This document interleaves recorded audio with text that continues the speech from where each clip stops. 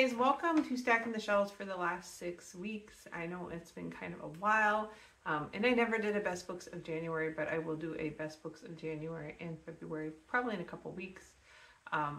We have a guest. You can just kind of see his butt there. Let me turn it. There he is. He likes to sleep on my desk while I work, and I just wrapped up working, so he's still laying there. All right, I have quite a few books that I got in the last 6 weeks. A number of review books, some that I bought, a whole bunch of audiobooks, and then some that I borrowed from the library. Start with the review books. The first book I got for a review is A Fate Inked in Blood, which is the first book in the Saga of the Unfated series by Daniel L. Jensen. This just came out. It published February 27th. I will be giving mini reviews for some of these since I have read them. This was a fantasy romance based with like Viking mythology, kind of Norse mythology. It was okay. I didn't really like the main character very much. She made a lot of really bad decisions, and she kept making bad decisions. And I didn't really like the main man she falls in love with much either. But I did enjoy the mythology background to it. So, you know, if you're into that and it is a fantasy romance. Danielle Jensen, I've read a lot of her other books, and they've been kind of hit and miss. Like, I really like The Bridge Kingdom, and I really like her Malediction trilogy. I think I liked the first book of The Bridge Kingdom, and then I kind of just didn't like the rest of the series. So anyways, there are reviews posted for that on my blog if you're interested in reading more about it. All right, the second book I got for review also publishes March 27th, so it will be coming out right before this post. And that is Dead Things Are Closer Than They Appear by Robin Wassley.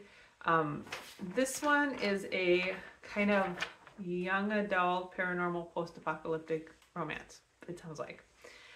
It's basically about a girl in a small town it's modern day, or, you know, yeah, modern day. And there are guardians there that guard the seal, and the seal breaks and the dead start to rise, and she has to join the guardians to fight to help save the town. Yeah, I got that from NetGalley as an audiobook. They do have audiobooks for review now, and I have not done that before with them, so I just kind of wanted to try it out. So I do have a couple audiobooks on here that I got for review, and that's one of them. All right, the next book I got for review is How to Become a Dark Lord and Die Trying by Django Wexler, and I probably said the name wrong. This publishes in May, so we got a couple months still. This is kind of like, sounds like a sci-fi Groundhog Day is kind of how they described it. So the heroine is constantly defeating the Dark Lord, but she's stuck in a time loop, and so she keeps having to do that, and she gets really fed up with it and decides that she wants to become the Dark Lord. So it sounds like it's going to be relatively funny, and I just thought it sounded really entertaining, so got that to review. All right, the fourth book I got for review is Hum by Helen Phillips. This publishes in August of this year, so pretty far out at this point. It sounds like it's a science fiction, like climate change kind of book, where the main character loses her job to these artificial intelligence creatures called Hum, and she has to figure out a way to survive and provide for her kids after she loses her job. And in an effort to do that, she has herself modified so that she can't be detected in society. It just sounded really interesting, and I've been wanting to read more science fiction lately, so I went ahead and requested that for review. All right, what are we on? 1, 2, 3, 4, 5. The fifth book that I got for review is The Dead Cattail Assassins by P. J. Clark. This also comes out in August. I've been a big fan of Clark's novellas. I wasn't a huge fan of the first full-length novel in that series, the Dead Gen Universe series. But I have really liked all of his other novellas, and I'm really excited to read The Dead Cattail Assassin. This one is about a dead cattail assassin called Avine the Eviscerator, and supposedly she's very awesome, never misses her target, but her latest assignment has her confronting a lot of issues from her past. It sounds like it's going to be a lot of action, fantasy stuff. The dead cattail assassins are dead, so there's that in there as well. I'm very much looking forward to that, and usually I try to read review books the month before they release, but I might read that one a little early because I'm pretty excited about it. All right, the next book I got for review is Dreadful by Caitlin Rozakis, and this also comes out in May, like the first one.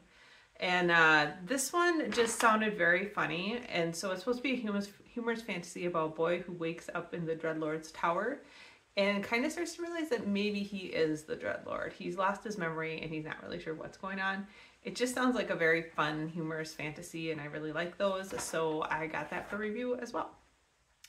And then the last book that I got for review releases March 12th, so very soon, and that is A Feather So Black by Lyra Celine. This sounds like it's a young adult, like fae-based novel. It's about a changeling who is raised as a spy in a fairy court, and she is asked to rescue the fae princess when it is revealed that the princess is around. And it sounds like she's paired up with like a young fae man, prince, something like that. So I'm guessing it's kind of like a young adult fae romance. I always really like novels with that kind of like fairy background, so I thought it would be a good one. And this one is also an audiobook, so this is the second one I got from NetGalley that I was going to try out their audiobooks and just see how I like the app and reviewing audiobooks that way. So in total, that was 1, 2, 3, 4, 5, 7. Yep, 7 books that I got for review. All right, on to books that I bought. I did buy 3 books as well. I bought the first one I bought is Compulsory, which is a Murderbot short story by Martha Wells.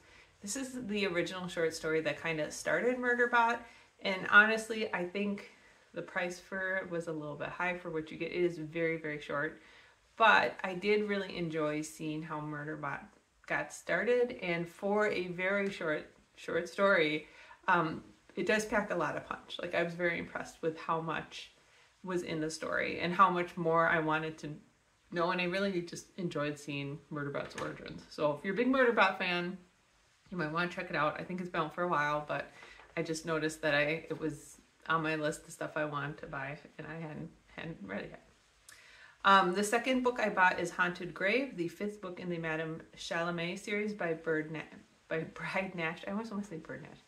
Bride Nash. This is a kind of fantasy historical fiction ghost story paranormal mystery thing. It's about a woman named Madame Chalamet who can interact with ghosts, and the world reminds me a lot of Victorian London, but it's not. It's a different world that seems very similar to Victorian London. I really enjoy all the mystery in here and the ghosts, and you know, there's a little bit of a romance going on as well. And these are just very nice. I like the format of the series, so it's that kind of thing where there's like a mystery in each book that's contained, but there's also a broader story that's connecting them all. And that's kind of my favorite format for these kind of like serial mysteries or paranormal books. So I've been really enjoying those books. They're a little bit shorter. They're very easy to read. The first 4 were available on Kindle Unlimited, and then the 5th one I did have to buy, but I'm fine with that. They're not super expensive, and it was well worth it. I've been enjoying them. They're kind of funny and just fun to read. And then the third book I bought is Dome 6, the 3rd book in the Tinkered Star series by Gail Carriger. I love this series. This is kind of a cozy science fiction series about a young man named Fex who,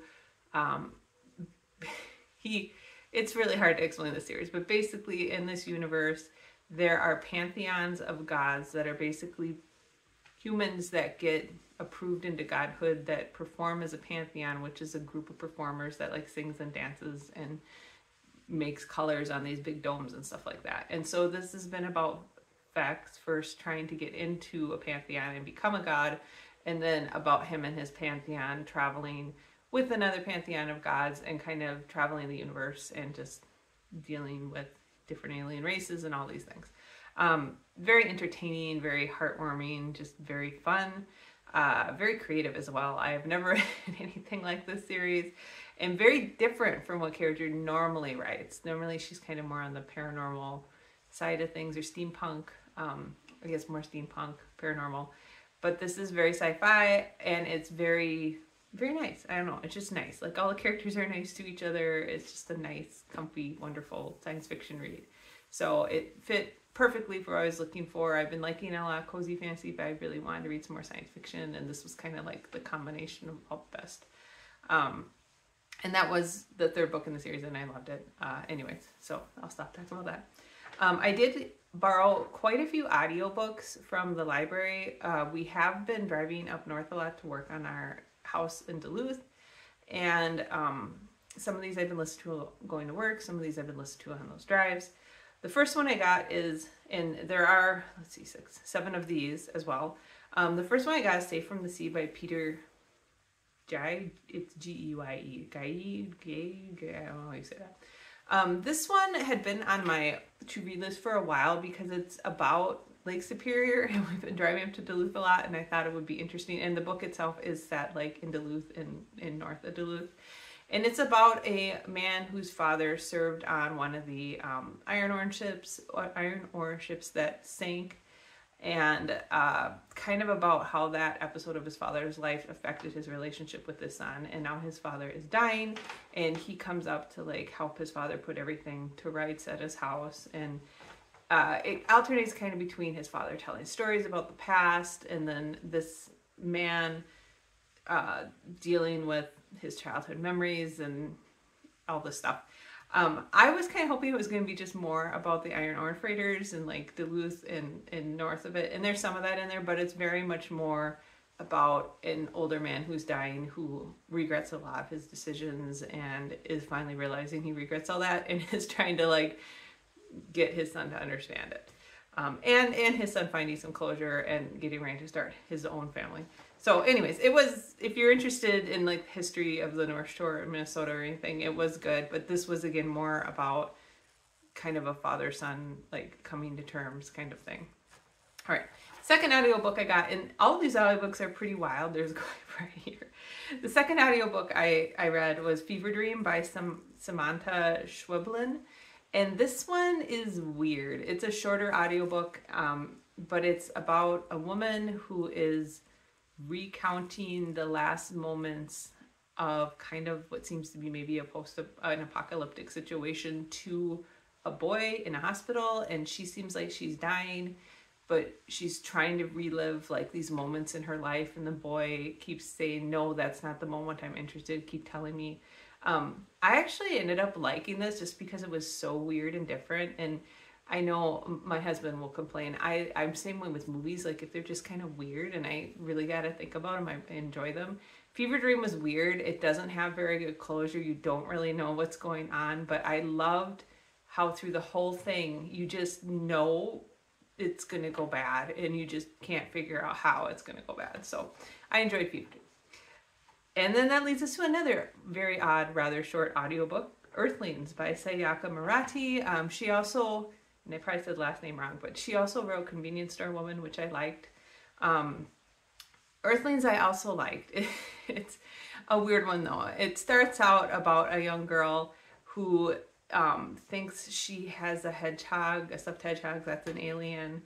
And her cousin, as a young boy, thinks he is an alien from another planet, and they just don't fit in with their family, and they become very good friends. The girl, this does have some pretty serious like sexual abuse and just abuse in general for this girl. The girl ends up suffering a lot of abuse as she grows up, both sexual and just from her family just being very cruel to her. And she ends up, I'm not even going to talk about how she ends up, but it goes until she's a young woman. And her cousin kind of decide they don't want to be part of society anymore. And they go a little wild with it. They basically decide they're aliens. So this was another one that was very weird and very out there, but I really ended up kind of liking it. And I like how this author really tackles some problems with society about forcing people to fit in society and forcing your expectations, because she did the same thing with Convenience Store Woman, like forcing society's expectations on people who don't either fit with those expectations or don't want to fit with those expectations. And I really enjoyed it a lot. So it was weird. It's not something everybody will enjoy because it gets pretty graphic and violent, but I just thought it was well done again. So I will continue to be checking out her books. All right, the next one was an audiobook I actually didn't finish, and that is The Quantum Thief, which is the first book in the Jean La Flambour series by Hannah Nimi? Again, names. I'm bad with names. My husband and I attempted to listen to this on the way up to Duluth. We got about 20% of the way into it and we were just like, no, this is not for us. It's about a thief named Jim Lavore. It's a science fiction novel and he is like trapped in a prison where he's quantumly replicated or something, and then a lady frees him from the prison to help because he wants him to steal something. We just didn't like the characters. They were very hard to relate to, and the story moved really slow. And to add to it all, the narrator was fairly monotone, so it was kind of hard to listen to his voice. I don't know. It's not that he was really hard to understand. He was just like very monotone. It was hard to concentrate on and stay focused on. We just didn't like it, so we ended up returning it. All right, the 5th audiobook that I got was One Dark Window by Rachel Gillig. This one was pretty good. Again, mini reviews for almost all of these because I've already gotten through all of them, but this is more of a dark fantasy about a girl who has she lives in this fantasy world where there's these magic cards called Providence cards that give people magical powers. The kingdom is surrounded by this cursed mist, and if they can get the Providence deck together, it'll break the curse, but nobody wants to give up their Providence cards because it gives them magic powers, so they kind of want that edge. She has accidentally absorbed the nightmare out of the nightmare card into her body, so she's living with this nightmare in her head, and through a series of circumstances, she gets involved in a lot of politics in a rebel group with this kingdom. I like this. I found the world a little bit hard to believe in just because these random magical cards and this kingdom cursed, like they can't get supplies in and out and all this stuff. You think at some point somebody would have done something about it, but whatever. They're trying to do something about it now, I guess. And I didn't like her very much. I thought she was pretty selfish and, you know, did some dumb things. Again, I have trouble when characters do really dumb things. But I liked it well enough. I probably will read the 2nd book in the series just because I'm kind of curious to see how everything gives out. I think I gave 4 out of 5 stars. All right, 6th audiobook I have not read yet, and that is The Ghost Brigades, which is the 2nd book in the Old Man's War series by John Scalzi. We did decide to go ahead and buy the first. I read the first book, but we went ahead and got the audiobook so my husband and I could start listening to that on the way to Duluth and back. We're about halfway through it. Then when we're done with that, we'll read The Ghost Brigades. I really liked Old Man's War. I just haven't gotten back to like reading any other books in the series. And then the last audiobook, the 7th audiobook that I got is Vengeance of the Pirate Queen, which is the 3rd book in the Pirate King's Daughter series by Tricia Levenseller. This does not follow the characters that were in the first duology. This is Selena, I think is her name. It follows I can't remember anybody's name. It follows the daughter of the Siren Queen's assassin. So I think her name's Selena or Solera or something like that. Anyways, so we're following the assassin who is captain of a ship, and they are going out to find a ship that's gone missing with a whole bunch of the other women pirates on it. I'm really loving this so far. I love that series, and this is just as much fun. It's like a whole bunch of swashbuckling pirate adventure, kind of fun, fun adventures and travels and fights, and I'm really enjoying it so far. So I'm about 50% of the way through listening to that. All right, I did borrow 4 books. The first 2 I got through Kindle Unlimited, and the first one was Divine Rivals, which is the first book in the Letters of Enchantment series by Rebecca Ross. It's a duology, I believe. This was phenomenal. I was not knowing what to expect when I got into this, and it's kind of a young adult, maybe new adult, historical fantasy of sorts. There's magic in the world, but it's set during, like, it feels like a World War I, but it's not. It's a war where there's 2 gods fighting, and humans in the cities have had to pick one or another, but it feels very much like World War I or World War II time frame. Like there's typewriters and there's cars and stuff like that. So definitely like a historical fantasy feel to it. I can't even really explain why I love this so much, but part of it is the 2 main characters. They're both going through really hard things, and they both feel very strongly about like working as journalists and providing news to people. And they end up communicating through magical means, and they're kind of enemies in life, but initially they don't know they're writing to each other, so it's kind of like an enemies to lovers type of thing.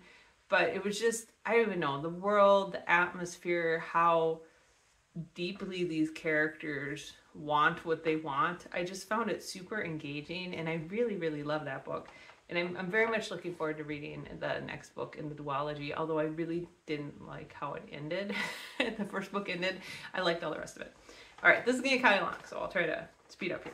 The second book I borrowed from Kindle Unlimited is The 13th Hour, which is book 1 of The Cruel Gods by Trudy Skies. This is a steampunk book I've had on my list for quite a while. So it's set in the steam-powered city of Chime. It follows 2 characters. The first one is a woman named Kale who has been trying to help people escape the cruel gods that, or like alleviate the misery of the cruel gods that are running the city. But she finds out she has a power that is somewhat godlike, and the gods do not like that. So she ends up on the run. And then there's a second character as well who ends up entwined with her antics. So I really do like reading steampunk books. I've read a lot of series, and there just haven't been a lot of new things that I've been really interested in. So I'm hoping this is a series I'll like. All right. Speaking of steampunk books, the next book I borrowed from the library on ebook, and that is The Alchemy of Stone by Ekaterina Sidia. Again, difficult name.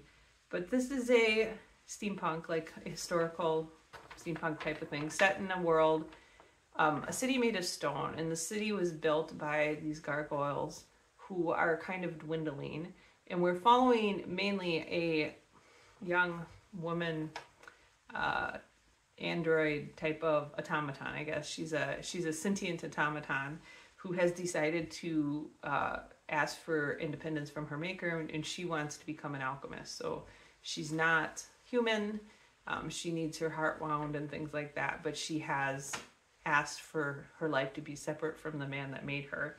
And she gets kind of pulled into this rivalry between the alchemists and the mechanists, so the mechanical people. And there's a whole thing about the city getting overthrown, but underlying all of this is she wants to help save the gargoyles who built the city but are dwindling. And so she's trying to give them a new way to live as the stone is dying. I really did like the world, and I liked the main character a lot. She was very interesting, but the story was a little fractured. Like there was a lot going on, and it didn't tie together the best sometimes, but I still enjoyed it, and I wouldn't be against looking at more of Sidia's books in the future. She has a few other ones out there. And if you do like steampunk, this was an interesting look at kind of, sentient automatons and alchemy and all that kind of stuff. So anyways, and then the last book I got from the library is How to Sell a Haunted House by Grady Hendrix. I'm in the middle of reading this. It's okay. I'm actually kind of wondering why I picked this up, because I was looking back through my reviews of Hendrix's other novels, and I have also read Horror Store, which I actually found kind of hilarious because it's like a horror haunted IKEA, and it was just so weird and so funny, but very gory.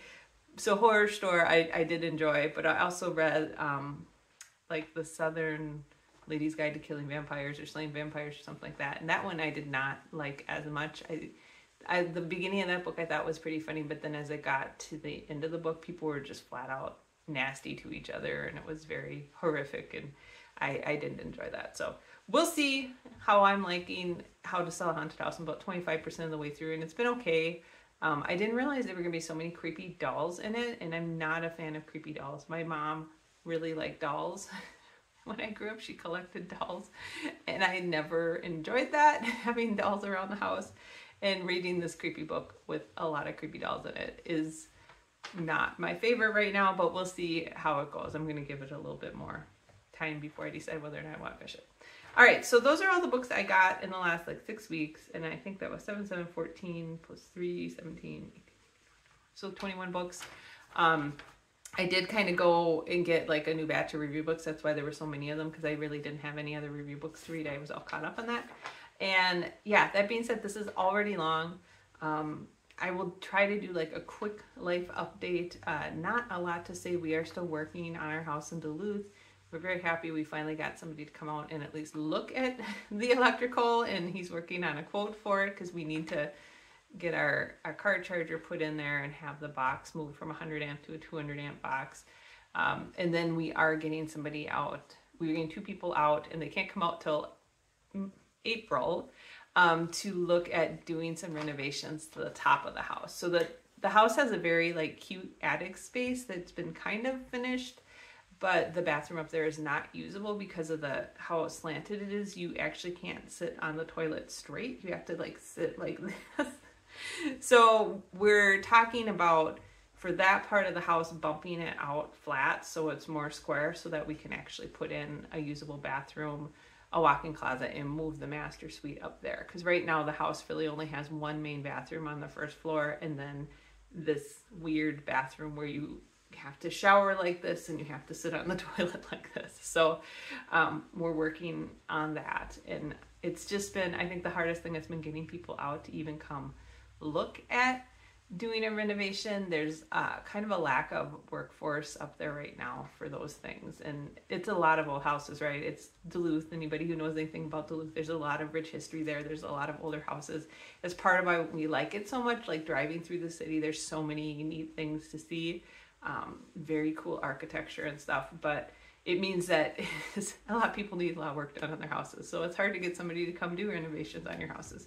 We are doing most of the renovation ourselves, and we have but this whole roof situation, putting out the roof, moving utility things, we're not really comfortable doing that. So we need somebody to come and do that. But the rest of it we are doing, like the inside, we're upgrading the electrical ourselves, and we are putting in new baseboards and doors, and we only have one more door to do. And for anybody who's ever installed doors, you know, doors are just a pain in the butt.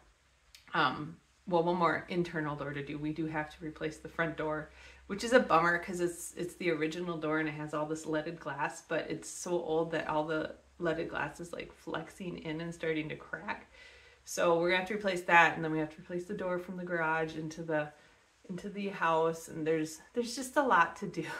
We're gonna be working on for a couple years probably. But we have been enjoying being up there. The weather's been really nice, and like last time we went up, we were able to do some hiking by the lake. It was in the 40s, and it's super nice. So really loving that. You know, other than that, still working, going to school. My work has gotten better. I was having, well, there were some issues with one of the people I was working with, and anyways, he opted to leave. So that was a kind of, it'll make things a little bit easier. It's hard right now because we're trying to like catch up on everything, but I think it'll make things easier moving forward. And yeah, so that's going on. We also just had, like, my whole group got restructured at work. Well, not my group, but the group I support got restructured, and I have a feeling there's been some like layoffs in the background and stuff. Can't seem to escape that no matter where I go. But everything is getting better there. It was a little bit of a rough start.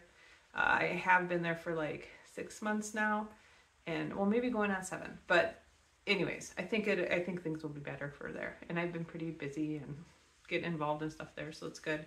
Husband's still working, kids still going to school, he's still roughing, doing hockey, so not a lot else exciting going on here. We have been enjoying the very mild weather. We're actually supposed to hit 60 degrees, which is ridiculous for February for Minnesota, but we are enjoying it because last winter was awful. We had snowstorms like every week last winter, so we're taking this winter as our, like, I don't know, as our winter off, I guess.